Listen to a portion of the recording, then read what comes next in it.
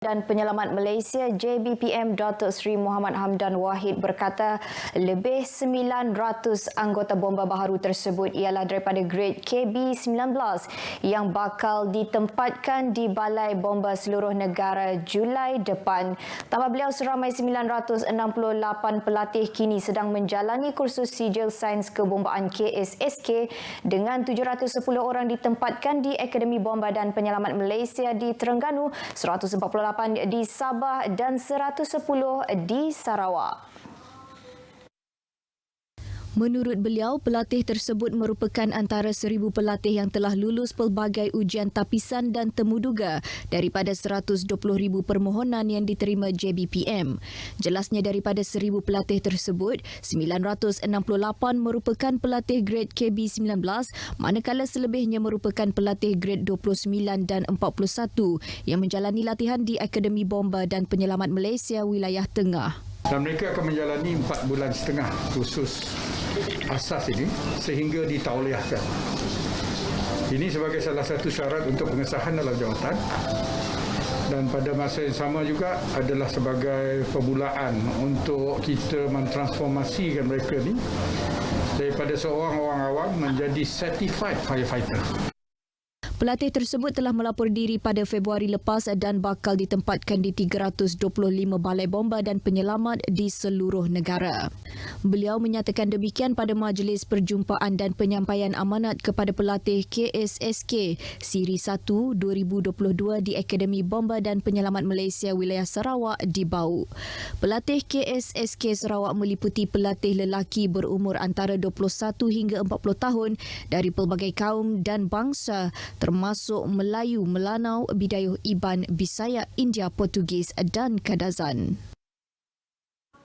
Sementara itu, dalam majlis yang sama, Datuk Seri Muhammad Hamdan mendedahkan peratusan penyertaan kaum Tionghoa dalam JBPM masih rendah. Jelasnya faktor gaji yang rendah serta perlu terikat kepada peraturan dalam perkhidmatan awam antara faktor yang menyumbang kepada peratusan yang rendah tersebut. Tambahnya, peraturan tersebut dilihat tidak berapa sesuai dengan cara kehidupan kaum berkenaan selain peluang ekonomi yang dirasakan tidak begitu tinggi jika menyertai profesen kebombaan. Tetapi kaum Tionghoa lah yang paling aktif di dalam pasukan bomba sukarela Malaysia.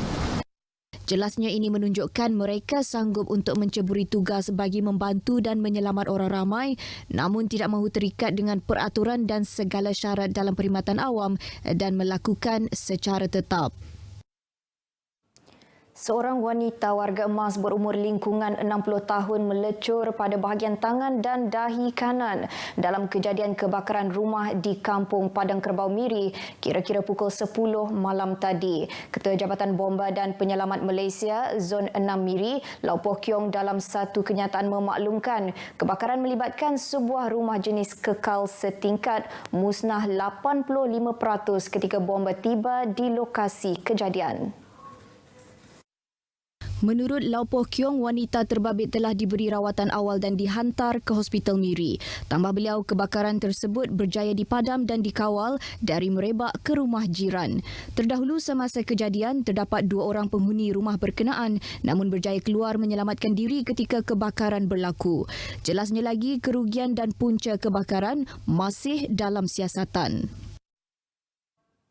Sebuah pusat perlombongan mata wang kripto yang beroperasi di unit komersial 2 tingkat yang disewa di Permai Jaya Miri didapati mencuri elektrik berikutan kejadian kebakaran. Sarawak Energy dalam satu kenyataan media berkata perkara berkenaan dimaklumkan oleh pihak bomba dan kebakaran berjaya dipadamkan selepas penutupan bekalan dilakukan bagi memutuskan bekalan elektrik ke premis berkenaan bagi tujuan keselamatan. Kenyataan itu juga menjelaskan dalam siasatan susulan dan pemeriksaan tapak, Pasukan Teknikal Sarawak Energy menemui 48 unit pelayan perlombongan mata wang kripto yang terbakar dan bukti bekalan elektrik disambungkan secara haram dengan kabel penoreh terus yang memintas meter elektrik. Siasatan awal menunjukkan kebakaran berpunca daripada sambungan pendawaian haram yang tidak selamat. Pelayan pelombongan mata wang kripto ialah mesin intensif tenaga yang beroperasi 24 jam setiap hari, selalunya memerlukan unit penyejuk untuk mengelakkannya daripada terlalu panas. Fuse tidak standard dan sambungan pendawaian haram yang biasa digunakan dalam kecurian kuasa dengan mudah boleh membebankan kapasiti sistem elektrik, meningkatkan risiko lita pintas, kerosakan perkakas, kebakaran dan juga kehilangan nyawa selain mengganggu kestabilan bekalan di kawasan tersebut. Sarawak Energy dianggarkan mengalami kerugian lebih RM13,000 sebulan dalam penggunaan elektrik tidak berdaftar daripada kes ini dan laporan polis telah dibuat berhubung perkara ini. Kedua-dua pemilik premis dan penyewa akan dipanggil untuk membantu siasatan. Sejak 2021, terdapat 9 kes kebakaran yang dikaitkan dengan perlombongan mata wang kripto direkodkan di Sarawak dengan 8 daripadanya dari Miri sahaja. Sarawak Energy mengingatkan pelanggan supaya tidak mencuri elektrik kerana ia adalah perbuatan yang menyalahi undang-undang dan sangat berbahaya. Kecurian elektrik adalah satu kesalahan jenayah di bawah Seksyen 33-5 Ordinan Elektrik yang membawa hukuman sehingga RM100,000 dan atau penjara 5 tahun jika sabit kesalahan.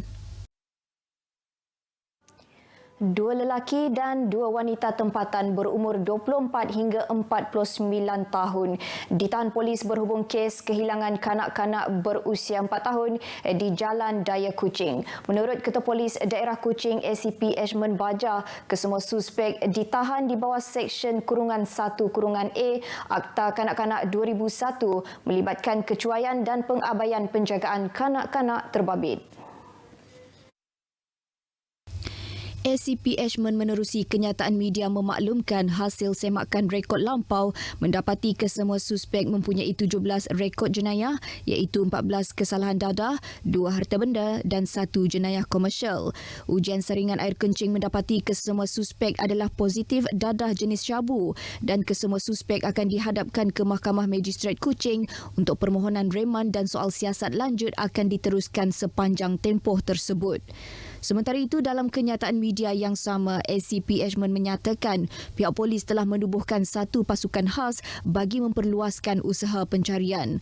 Justru, pihak polis menyarankan orang ramai untuk tampil memberi kerjasama jika mempunyai maklumat berkenaan kanak-kanak tersebut di Balai Polis Berhampiran atau terus menghubungi Pegawai Penyiasat Inspektor Hasmah Abdul Jalil di talian 013-685-2210. Baik, dengan itu sekian berita dari Sarawak. Kita kembali ke Angkasa Puri bersama Azam.